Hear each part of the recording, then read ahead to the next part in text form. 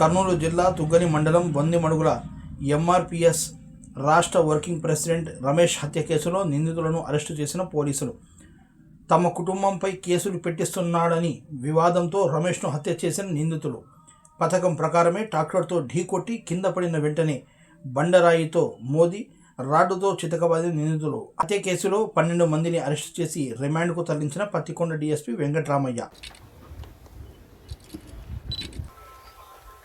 జనవరి 1వ తారీఖు బొందిమడుగుల రమేష్ శాలువా తర్వాత గార్లాండ్ వేసి సన్మానిస్తూ మొన్న రీసెంట్గా 30వ తారీఖున బొందిమడుగుల గ్రామానికి చెందిన టిఎం రమేష్ ఈ మాదిగ రిజర్వేషన్ పోరాట సాధనా సమితికి సంబంధించిన రాష్ట్ర అధ్యక్షుడి అబ్బాయి. ఈ అబ్బాయి రోజు యథావిధిగా ఈవినింగ్ వాక్ చేస్తూ బొందిమడుగుల గ్రామం నుంచి నిమిషాల గ్రామం ఏ రోడ్ అయితే ఉందో అది తార్ రోడ్డు మీద వాకింగ్ చేసుకుంటూ సుమారు 1.8 కిలోమీటర్లు పోయేటప్పటికీ ఈ బొందిమడుగుల గ్రామానికే చెందిన షేక్ షుబాన్ వలీ ఇంకా మొత్తం 11 మంది కలిసి ఈ బొందిమడుగుల రమేష్ని వెనక వైపు నుంచి ఈవినింగ్ వాక్ చేస్తున్న రమేష్ని వెనక వైపు నుంచి ట్రాక్టర్తో గుద్దించడం జరిగింది.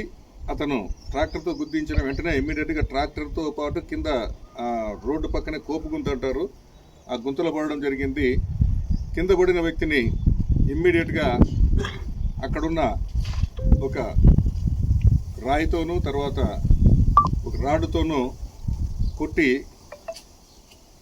హత్యా ప్రయత్నం చేస్తూ ఉండగానే అదే గ్రామానికి చెందిన ఇద్దరు వ్యక్తులు, ఇద్దరు కూడా డీలర్ రంగస్వామి తర్వాత ఫోటోల రంగస్వామి అని చెప్పేసి అంటే వడ్డీ రంగస్వామి కమ్మరి ఆచార్య రంగస్వామి వీళ్ళిద్దరు కూడా చూసి ఎవర్రా ఏం చేస్తున్నారని చెప్పేసి అనేటప్పటికే అందరూ గ్రామస్తులే కాబట్టి వాళ్ళిద్దరిని చూసి ఈ ముద్దాయిలందరూ కూడా అప్పటికప్పుడు అక్కడి నుంచి పారిపోవడం జరిగింది.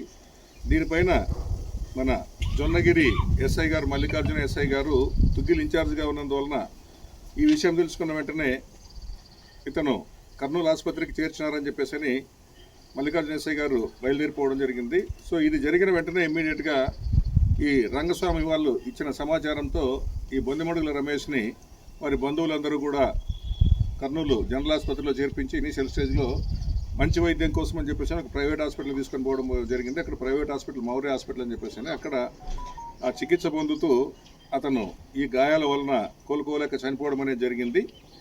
సో వెంటనే ఇమ్మీడియట్గా ఆ డెత్ అనేది ఆ రోజు 31వ తారీఖు ఉదయం అరౌండ్ 9-10 ఆ టైంలో చనిపోయాడన్న సమాచారాన్ని తీసుకున్న వెంటనే మరి తిరిగి జొన్నగిరి ఎస్ఐ గారు దాన్ని హత్యానేరం కింద నమోదు చేసి కేసుని ఆల్టర్ చేయడం జరిగింది. సో వెంటనే ఈ కేసులో ఈ బొందిమడుగుల రమేష్ కేసుని ఇన్వెస్టిగేషన్ చేసే సందర్భంగా దర్యాప్తు అధికారిగా మన గౌరవ కర్నూలు ఎస్పీ గారు నన్ను నియమించడం జరిగింది. ఎందుకంటే సేమ్ సబ్ డివిజన్లో జరిగింది కాబట్టి గౌరవ ఎస్పీ గారి ఆదేశాల మేరకు ఈ కేసులో దర్యాప్తు చేస్తూ వివిధ సాక్షుల్ని అంటే ప్రత్యక్ష సాక్షుల్ని అందరినీ విచారించిన తర్వాత ఈ బొందిమడుగుల రమేష్ హత్యకు గల కారణాలను పరిశీలిస్తే బొందిమడుగుల రమేష్ ఇటీవల రీసెంట్గా ఒక అమ్మాయిని ముద్దాయిల్లో ఒక వ్యక్తి వేధిస్తున్నాడన్న విషయం పైన భవిష్యత్తులో ఎవరికి ఇలాంటివన్నీ జరగకూడదు, అమ్మాయిలను ఎవరు వేధించినా సరే వాళ్ళు శిక్షించబడాలని చెప్పేసి ఆ అమ్మాయి తరపున వారి బంధువులకందరికీ సపోర్ట్ చేస్తూ అతను ప్రోత్బలంతోనే ఈ అమ్మాయికి సంబంధించిన వేధించబడిన అమ్మాయికి సంబంధించిన వాళ్ళు వచ్చి పోలీస్ స్టేషన్లో కేసు నమోదు కావడం జరిగిందని చెప్పేసి రమేష్ పైన కక్ష పెట్టుకోవడం జరిగింది. అంతేకాకుండా దానికి కొద్ది రోజుల ముందే గొల్ల సరోజమ్మ అని చెప్పేసి ఆమె స్థలానికి సంబంధించిన విషయంలో సేమ్ ముద్దాయిలకు సంబంధించిన వాళ్ళు గోడ కట్టుకొని దౌర్జన్యంగా ఆక్రమించుకున్నారని చెప్పేసి ఆ గోడను తీసివేయించడమే కాకుండా అందులో వీళ్ళకు కూడా ఈ గొల్ల సరోజమ్మ శైలేంద్ర సరోజమ్మ అని చెప్పేసి ఆమెకు సంబంధించిన స్థలాన్ని కూడా సగము అంటే ముద్దాయిలకు సగము ఆమెకు సగము కూడా ఇప్పించడం అనేది జరిగింది. అంతేకాకుండా ఒకరోజు ముందు అంటే ఈ హత్యకు ఒకరోజు ముందు బొందిమడుగుల గ్రామానికి హామ్లెట్ అయిన లింగనేందొడ్డి ఏదైతే ఉందో ఆ లింగనేందొడ్డి గ్రామానికి సంబంధించిన ఒక ముస్లిం వర్గానికి సంబంధించిన ముద్దాయి, అతను కూడా ముద్దాయి కావడం జరిగింది.